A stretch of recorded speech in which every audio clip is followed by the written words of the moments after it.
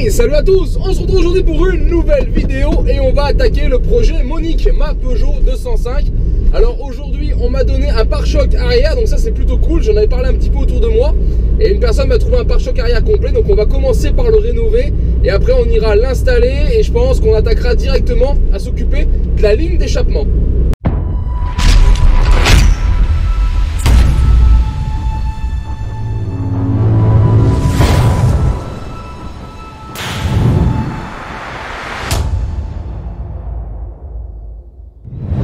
Et donc ça sera plus simple ici posé sur l'atelier. Donc voilà le pare-choc, il est quand même relativement propre hein. Au niveau peinture on est franchement bien. Il y a quelques éclats mais je vous l'ai dit hein, on fait qu'avec de la récup. On finira de nettoyer pour essayer d'enlever quelques traces de goudron. Mais là ce que je veux c'est séparer le pare-choc, enlever la baguette chrome. Baguette chrome j'en ai une deuxième. Alors c'est pas le même système de fixation. Celles-ci ce sont des petits clips comme ceci. Et celle-là elle a une version avec des clips en plastique et c'est la baguette qu'on vient clipser. Voilà, je vais essayer de l'enlever, de démonter cette partie. Pourquoi? Pour essayer de passer ça au décapeur thermique et retrouver la couleur noire ou le faire un petit peu plus noir que cette couleur délavée qu'on voit ici. Du coup, ces deux parties sont juste attachées ensemble. Là, on voit les trous sont disponibles. Donc sur cette version, c'est des petits clips en plastique blanc qui maintiennent, d'accord? Donc là, j'en ai plus. Il va me rester un boulon au milieu et un boulon de chaque côté. Donc je vais enlever ces trois boulons et normalement mes deux parties devraient se séparer. Et voilà, les deux parties sont séparées, d'accord? Donc là on va enlever tous les petits boulons qui traînent par-ci, par-là. Et surtout si on veut enlever la baguette chromée, et ben on voit les serre-clips en plastique là. Donc c'est ça, on va les écraser et les pousser et enlever la baguette comme ça au fur et à mesure. Et ben voilà les amis, là le pare-choc il est nu, c'est bon, complet, on est tranquille. Donc maintenant ce qu'on fait c'est qu'on va le laver, d'accord? Faut bien le laver, bien le dégraisser. Et après on lui passera un petit coup de décapeur. Et voilà, je l'ai tout lavé et dégraissé. Donc là il est en train de sécher. On voit il reprend sa couleur grise d'origine. Là où c'est encore humide c'est un peu plus foncé. Donc voilà, maintenant je vais aller chercher un décapeur et on va essayer d'y attaquer, voir si on arrive à raviver les couleurs de ce pare-choc. Alors après un quart d'heure d'essai, zéro résultat. Je vous le dis, au décapeur on voit légèrement que ça noircit. C'est moins gris tout, mais ça avance pas du tout. C'est clairement pas la bonne solution. Je pense que là comme c'est de la fibre derrière, c'est pas tout à fait vraiment comme un plastique, je sais pas. C'est pas de ouf hein, la technique, pourtant j'ai bien insisté. Donc bah là ce que je vais faire plutôt serait plutôt mettre un petit coup de peinture pour qu'il ait l'air propre. Et là c'est parti avec de l'éponge verte comme ça, du Scotch Bridge hein, pour tout brosser hein, j'ai attaqué vous voyez. Donc ça c'est en train de le patiner complètement blanc. Donc voilà, là faut tout passer comme ça, gratter un petit coup partout. Je vais le souffler, remettre un petit coup de nettoyant après. Et après on pourra passer un primaire d'accroche. Et on va le peindre, on va lui mettre un petit coup de noir. Ça fera bien propre, tant pis, hein, je voulais juste raviver moi des couleurs un peu plus vives. Qu'un coup de peinture, il sera vraiment bien propre.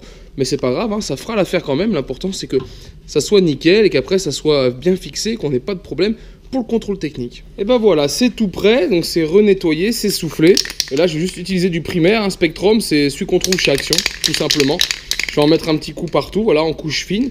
Et puis après on lui mettra un coup de peinture, je sais encore pas quelle couleur je vais faire. Voilà la première passe que je vais laisser sécher quelques minutes, d'accord? Et je vais repasser un deuxième voile après par-dessus. La deuxième couche d'après passée, regardez. Là on est vraiment plutôt bien propre, donc c'est cool. On va laisser tirer un peu et après on passera un coup de noir mat. Allez, vu que je vais passer un coup de noir maintenant sur mon pare-choc, j'en ai profité pour nettoyer les deux petits boulons de fixation qui viennent sur les côtés du pare-choc, hein. Tout passer à la brosse métal, bien dégraissé, je vais remettre un petit coup de noir et je continue avec la peinture noire Spectrum de chez Action en noir mat. Passage de la première passe relativement fine, on voit encore un petit peu du gris, c'est juste pour éviter les coulures, d'accord?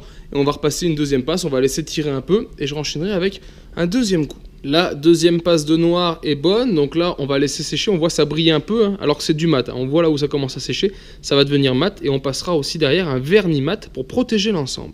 La couche de vernis est sèche et j'ai remonté la baguette chromée tout le long, regardez un petit peu, ça fait quand même bien propre, je suis vraiment content du résultat, on verra maintenant ce que ça dit dans le temps. Et là ce que je vais faire maintenant c'est remettre le bas du pare-choc blanc que j'ai entièrement nettoyé et je vais venir remettre avec des boulons neufs ici, faire un petit serrage. Et juste avant je vais mettre un tout petit liseré de colle ici pour éviter les vibrations et aussi que la crasse ou l'eau puisse passer derrière, voilà comme ça, je préfère faire ça. Et je mets vraiment un petit filet que je puisse démonter facilement, ça c'est rien, après la colle vous l'enlevez facilement. Et puis au moins comme ça je suis sûr que ça tient bien. Allez maintenant je reboulonne la jupe au pare-choc, hein. Je mets des boulons écrous neufs avec des rondelles. Et voilà, je vais remettre, donc au total il y en a 7 à remettre, donc je vais remettre les 7 tout le long. Et seulement après je viendrai les serrer. Et voilà, c'est monté les amis, on n'est pas là pour faire du neuf, mais si on regarde dans l'ensemble, ça fait propre, sera toujours plus propre que ce qu'il y a au jour d'aujourd'hui sur ma 205. Junior, ma Monique. Donc voilà, ma Monique va avoir de nouvelles fesses. Donc voilà, je suis assez content, ça reste dans son jus. Là, ok, les plastiques noirs sont propres, mais mon chrome est pas vilain, il a 2-3 pocs. J'en avais 2 en stock, c'est des pièces que j'ai eu gratuitement. Donc voilà, vous voyez, en bidouillant un peu, hop, hop, un bout là, un bout l'autre, et ben on arrive à faire quelque chose. Là, c'est la peinture d'origine blanche. Je vais la garder. Écoutez, ça me gêne pas, je vais laisser comme ça. Puis on verra à la fin ce que ça ressort dans l'ensemble. Et après, on avisera si là, à ce moment-là, on fait une couleur ou autre chose. On verra d'ici là, mais pour l'instant, on monte les pièces telles quelles. Et voilà les amis, on se retrouve sur la 205 et voilà donc le pare-choc que je veux changer. Donc voilà, ça va faire plaisir de le changer vu comme il bouge et on va pouvoir mettre le nouveau qu'on vient de peindre. Et ben voilà, il y avait juste un axe ici qui tenait au niveau du pare-choc arrière. Donc c'était vite enlevé, en plus l'axe a cassé en dévissant. Donc voilà, maintenant il va falloir que je change ce support pour remettre ce support, d'accord? Mais si on regarde bien, ben, c'est plutôt sain. Donc je vais mettre un petit coup de nettoyage quand même avant de remonter le nouveau pare-choc et voir ce que ça donne. J'ai les pattes déjà des extrémités, d'accord, qui sont boulonnées ici à l'intérieur, facile à enlever, donc ça déjà on va y faire péter, parce que moi l'autre pare-choc il est déjà équipé. Et maintenant je vais démonter les 2 cils en bloc sur le côté, parce que ça c'est les petites pattes que moi j'ai remis dans le pare-choc et que j'ai repeint, sauf que là comme elles étaient cassées du pare-choc, elles sont restées coincées dedans. Alors celui-ci il est un petit peu tordu, j'essaie de le desserrer, j'y arrive pas, donc au grand moyen, les grands remèdes, on va sortir la disqueuse. Et maintenant le dernier, voilà, situé ici au centre. Voilà, parfait. On va l'enlever complet, on fera l'autre après. Ça fera de la place. Et ben voilà, c'était vraiment pas grand chose, hein. Donc là, on est tout nu. J'en profite pour mettre un petit coup de chiffon et de diluant. Voilà, j'enlève le plus gros. Je sais pas, peut-être que je serai obligé d'y revenir un peu plus tard. Je pense pas sur cette partie, mais donc voilà. Du coup, j'y fais un peu propre dessous pour voir un petit peu ce qu'il en est, si je vois de la rouille ou pas. Si je vois de la rouille, je mettrai un petit coup de peinture à la bombe vite fait dessus, même si c'est pas la même couleur, c'est pas grave, ça évitera la corrosion de venir. Et voilà, petite retouche de peinture effectuée en noir, on voit bien la différence si on se met de face. Voilà, sur le bord, c'est juste pour protéger, pour pas que la rouille revienne. Là, vu que j'ai bien dégraissé, j'ai mis un petit coup de papier, d'accord, pour être sûr d'enlever un peu le rouille. Et hop, un petit coup de noir, c'est juste pour éviter que la rouille revienne, d'accord. C'est la noire haute température, du coup, voilà, ça tient et ça évitera d'avoir l'aspect rouille. Allez, maintenant je suis prêt à remettre mon pare-choc. Je vais remettre mes petits éclairages de plaque, mes petites lampes. Je vais refaire le raccordement avec les 2 fils que j'ai là.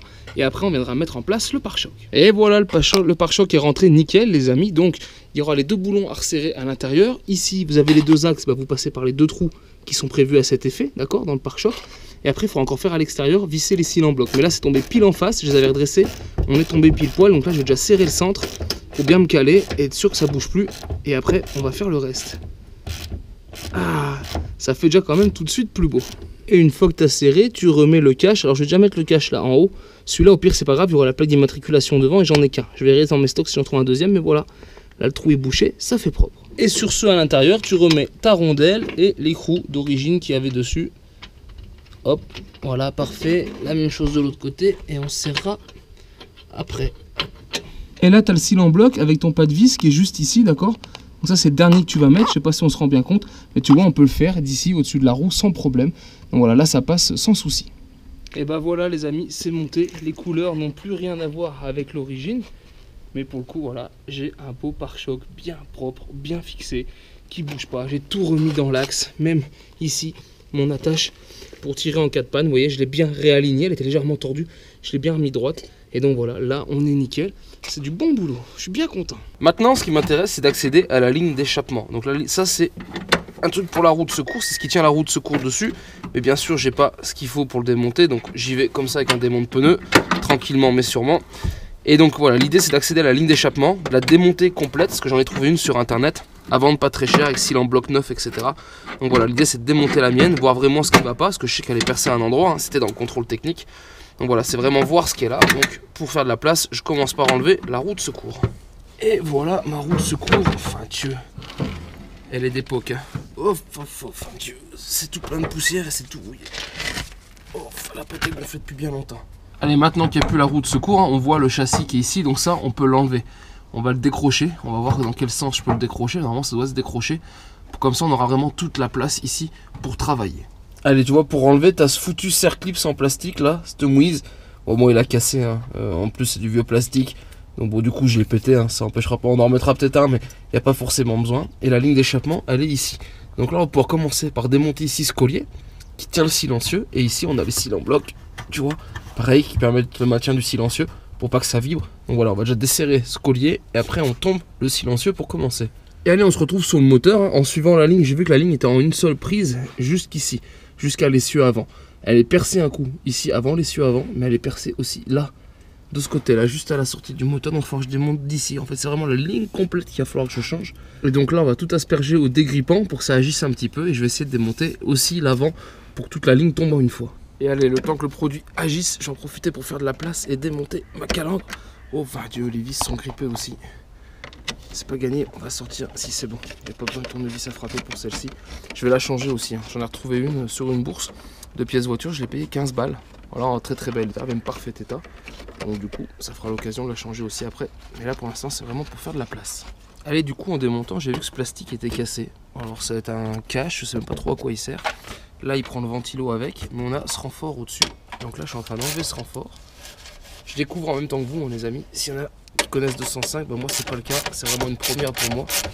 Donc du coup là j'y vais à tâtons pour essayer de me faire de la place, enlever les pièces, je remets bien sûr les vis là où je les ai démontées pour pas oublier, pour pouvoir remonter plus facilement sans rien avoir perdu. Tac. Et là normalement c'est juste un écrou, il n'y a pas besoin de l'enlever complet, il y a une fente sur la pièce en métal, voilà, et normalement, voilà, parfait. Ça se lève, là on est bon. Alors, il y a aussi cette pièce électrique sur ce renfort, mais les cosses sont dessous. Je n'ose pas tirer sans trop y voir, j'ai peur que ça casse. Comme en plus c'est un peu vieux, donc je préfère le démonter. J'ai moins de chances de casser les écrous que de casser les cosses. Et une fois que j'aurai démonté ça, je pourrai le retourner et le manœuvrer. Je pense que ça ira mieux pour le démonter. Et avant de pouvoir enlever la pièce définitivement, il me reste ceci, qui est la tirette tout simplement du capot, mais j'en aurai plus besoin si j'enlève le système avec la fixation. Du coup, même si je claque le capot, il pourra pas se fermer. Donc ça, pour l'instant, je peux l'enlever. Donc je vais essayer de le dévisser là gentiment pour pouvoir récupérer le câble sans l'abîmer. Et encore plus simple que de démonter le câble, j'ai tout simplement enlevé les vis de maintien du système qui s'ouvrent en deux parfaitement. Il n'y a aucune pièce qui tombe, donc tu n'as rien à perdre. Et donc voilà, maintenant ma pièce là est complètement libérée. Ce que je veux aussi pour me faire de la place, c'est tomber ce pare-choc. De toute façon, que je veux refaire, un pare-choc et jupe que je veux refaire. Mais il y a ce cache en plastique là qui est un peu cassé, que je commence à démonter. D'accord. Et ça doit être juste le ventilateur qui est devant le radiateur. Je pense que c'est bien séparé. Donc du coup, là, il me reste encore quelques vis. Là, couper quelques riselants comme ceci pour essayer de me faire de la place. Mais je pense que ça devrait sortir. A priori, en bas, ça a juste l'air emboîté. Donc je pense qu'en dévissant juste les vis du haut et en tirant, il devrait venir. Et si on suit le fil, on arrive ici sur cette prise. Donc voilà que j'ai démonté. De toute façon, le clip c'était à moitié cassé. Donc ça sera un serre-clip à changer plus tard. On mettra un riselant. Et normalement, il y aurait juste à tirer, je pense. Et ça devrait venir. Voilà, parfait. Donc là, on est sûr que le ventilateur, lui, est débranché. Si tu as un doute sur ta prise, normalement, tu ne peux pas te tromper. Les couleurs vont ensemble, sinon tu peux mettre des scotch. Et sur le scotch, tu marques ventilateur de deux côtés. Au moins, quand tu voudras remonter, si tu as peur d'oublier, que tu mets plusieurs semaines à faire le boulot ou plusieurs mois, au moins, tu es sûr de ne pas te tromper. Donc là, on va pouvoir maintenant sortir ce câble. Voilà. Et on pourra sortir, je pense, tout l'avant et le ventilateur. Alors, petite erreur de diagnostic, parce que juste au milieu, là, dessous, il y a une patte. Je vais te faire voir. Et en fait, si je tire, ça lève le radiateur complet avec, parce que cette patte en dessous, il y a une tétine et le radiateur vient se prendre dedans. Donc c'est un ensemble, donc il faut que j'arrive à soulager le radiateur, parce que je ne vais pas le laisser pendre sur les durites ou que je le vidange, pour pouvoir enlever vraiment toute la face avant. Donc si c'est bon, j'ai soulagé le radiateur, j'ai pu enlever du coup cette plaque qui ira au nettoyage et peut-être même retrouver une qui n'est pas cassée du coup. Donc voilà, voilux. Donc là ce que je vais faire, c'est que je vais venir mettre des câbles pour l'attacher, pour soulager un peu le fait qu'il pende sur les durites, vu que les durites sont d'époque.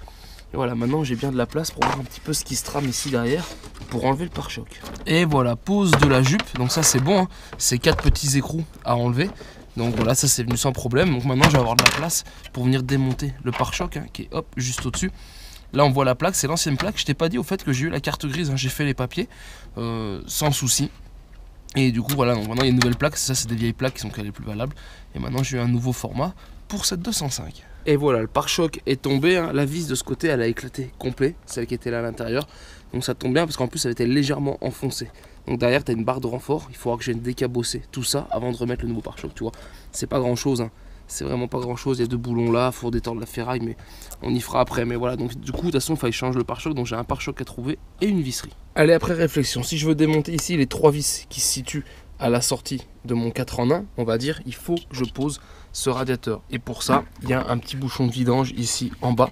Bah, je pense que c'est le bouchon de vidange, mais je suis même quasi sûr. Et du coup, voilà, j'ai mis un seau. Ce que je vais faire, c'est que je vais vidanger tout le liquide de refroidissement. Et comme ça, après, on pourra enlever ici la durite et celle qui se situe ici en bas. Enlever ce radiateur. Il y en a même encore une là, vous voyez. Enlever ce radiateur. Ça, c'est celle qui va au vase d'expansion. Ça va être le calostat qui doit mettre en route le ventilateur. Et je pense qu'ici, c'est le bouchon de remplissage. Ou d'appoint s'il y a besoin, mais normalement, non. Tout devrait se faire, je pense, du bocal. Mais on a un bouchon là, ne pas ouvrir, c'est écrit. Donc voilà, comme ça je pourrais tomber cette pièce là et j'aurai vraiment beaucoup plus de place pour manœuvrer, les cliquer et avoir de la force pour force.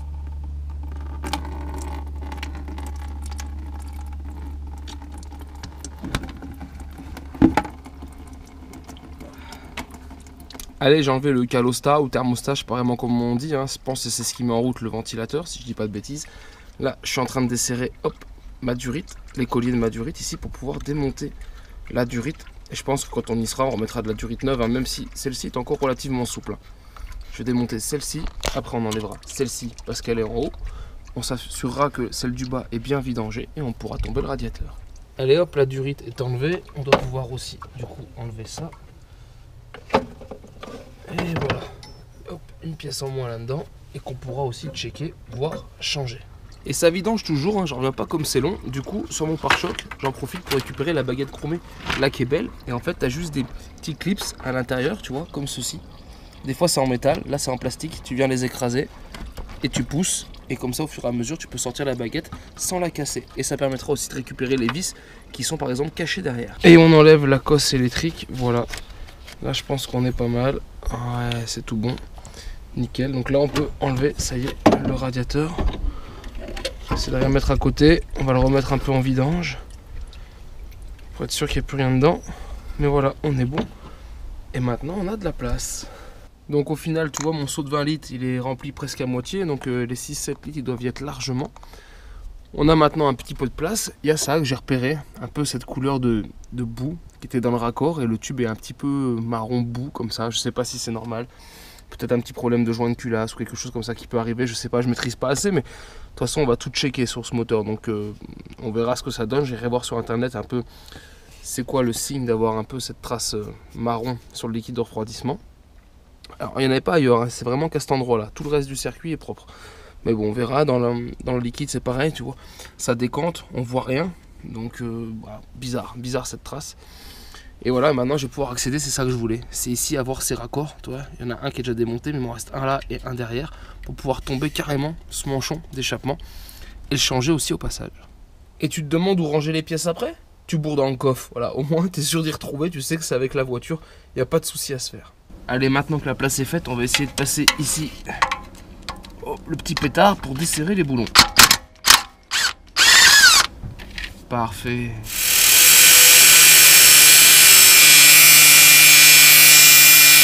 Allez, maintenant que j'ai désaccouplé la partie qui sort du 4 en 1, on va dire, et ben il reste plus que cette partie là, d'accord? Parce que tu as ce coude là moi qui est percé, il faut changer. Et après tu as le départ de la ligne là, qui va jusqu'au silencieux au bout. Et là tu vois, c'est vissé ici. C'est des vis avec des ressorts, donc là il faut démonter. Et puis ça va lâcher tout seul. Là j'ai eu de la chance, j'ai pas besoin de mettre de dégrippant, c'est bienvenu. Et puis c'est accessible du moteur, vraiment facile à faire. Il y a de la place, quoi. On peut dire que dans ce moteur, en tout cas, il y a de la place pour travailler.